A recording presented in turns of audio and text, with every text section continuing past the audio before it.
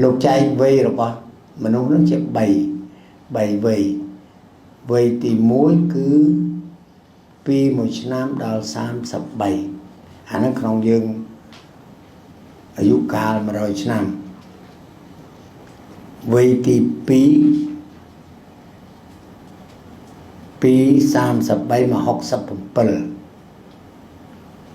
vây thì bảy pi học sập bờ tao đào chọc chuyện ví dụ chẳng lục thà vây thì muối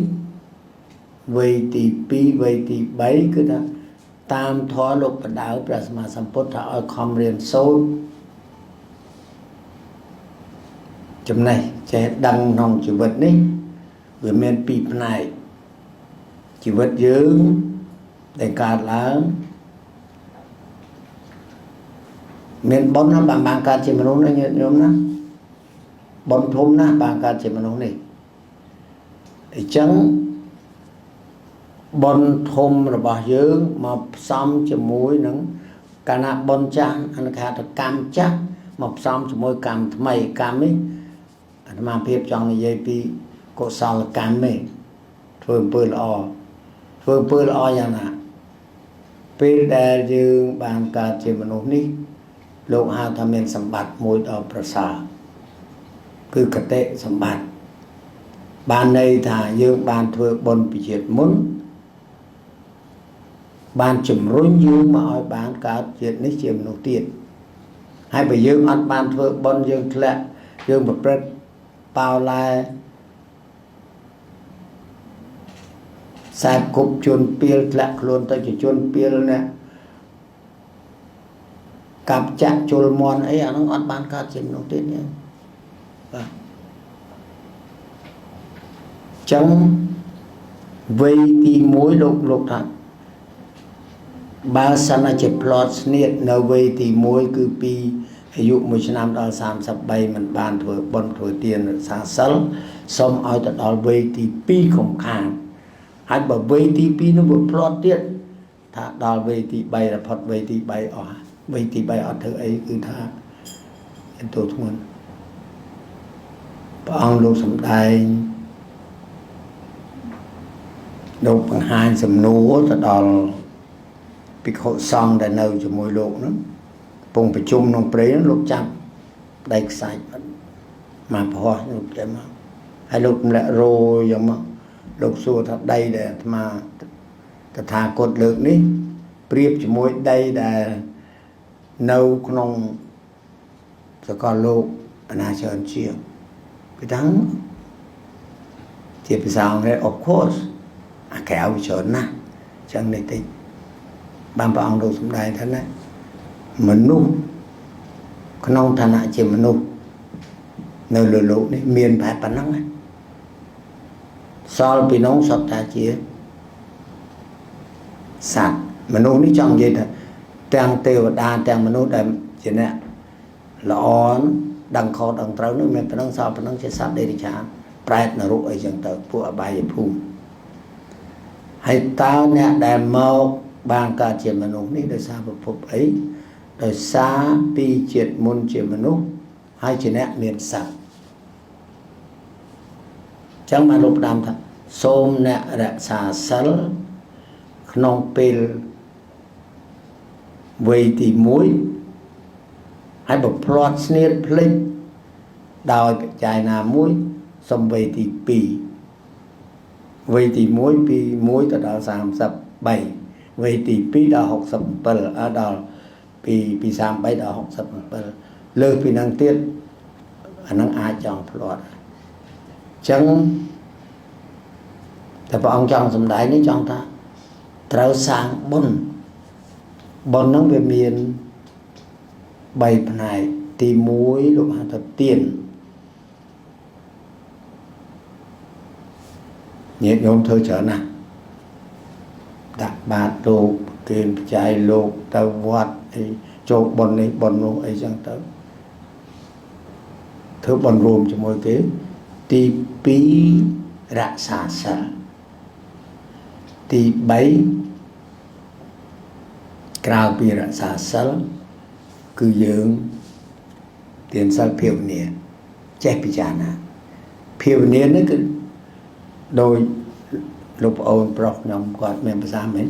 គឺថាត្រូវចេះគិតពិចារណា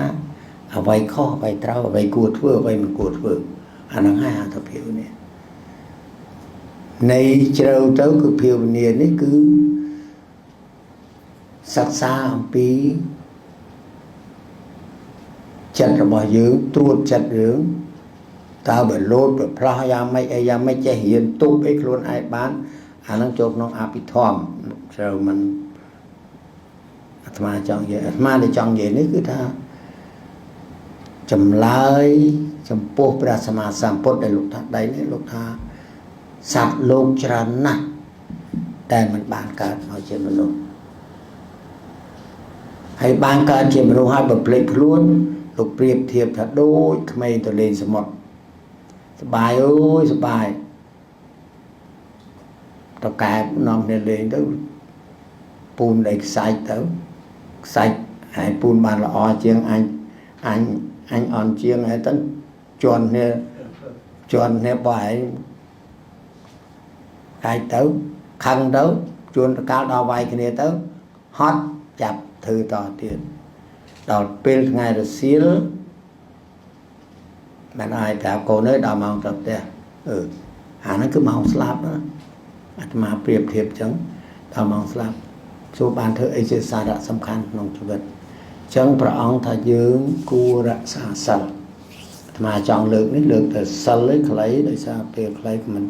ចង់ធ្វើបាបញោមសិលជាបុណ្យទី2បុណ្យទី1គឺដាក់ទានចំណាយទ្រព្យសម្បត្តិសាងសង់អីចឹងទៅអញ្ចឹងក្នុងធម៌ហ្នឹងលោកតែងតែសម្ដែងថាពុទ្ធបូជាមហាដៃជោអ្នកដែលសាងព្រះបូជាព្រះគោរពព្រះនឹងដល់គុណព្រះសម្មាសម្ពុទ្ធបនបានត្រឡប់មកវិញគឺមានអំណាចចុះអានោះហៅមហាដៃជោការគោរពព្រះបូជាព្រះមានរិទ្ធគឺคล้ายគេគោរពដៃជោនោះប្រហែលថាភ្លើងព្រោះក្តៅអាចបាទហេតុអីបានថាសាងព្រះមានអំណាចអាត្មាសូមលើករឿងខ្លីមួយមានកុមារម្នាក់ជាកូនអ្នកក្រនៅតាមមូលដ្ឋានស្រុកស្រែនោះទៅឃ្វាគោហើយគោនោះបញ្ចូលស៊ីជ្រៅទៅវាចេះចូលទៅដេញគោតាមយកគោមកវិញចូលទៅដល់ជ្រៅនោះស្រាប់ឃើញព្រះពុទ្ធរូបមួយអង្គតែនៅក្នុងព្រៃហ្នឹងគឺចោលនៅក្នុងព្រៃហ្នឹងព្រះអង្គគង់ឈរតបេះ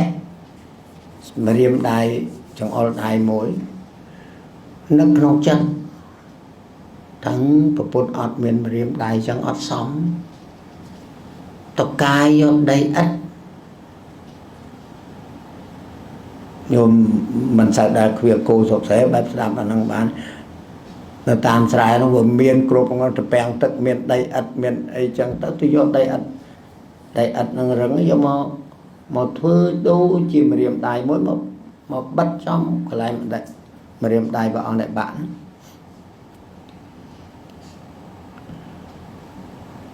ហើយក៏សប្បាយចិត្តណាស់ទៅវិញ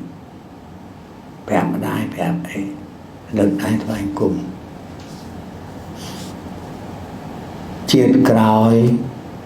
យោមសន្និដ្ឋានមើលក្មេងគ្វាគូដែលគាត់តែយកដីឥដ្ឋមកប៉ិនមេដៃយកមកធ្វើជាមេដៃជំនួស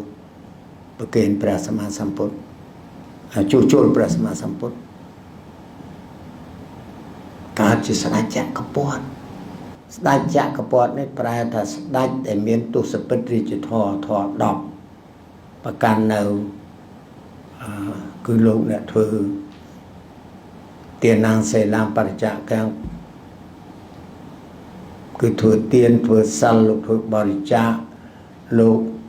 មិនប្រើអំពើហិង្សាលោកខន្តីលោកមិនរំលោភច្បាប់វាមាន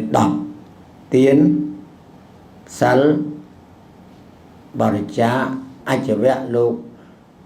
ប្រឹងខំប្រឹងប្រែងបំរើរាជមត្តវៈសភាវៈទនភ្លន់តបៈជាអ្នកអត់ធន់អត់ទ្រាំក្នុងការលំបាកជាអ្នករក្សាបរិសុទ្ធអកោតថៈអត់ខឹងអត់ខឹងក្រោធអត់ប្រើអំពើហិង្សាហើយរក្សាខន្តីមិនប្រព្រឹត្តរំលោភច្បាប់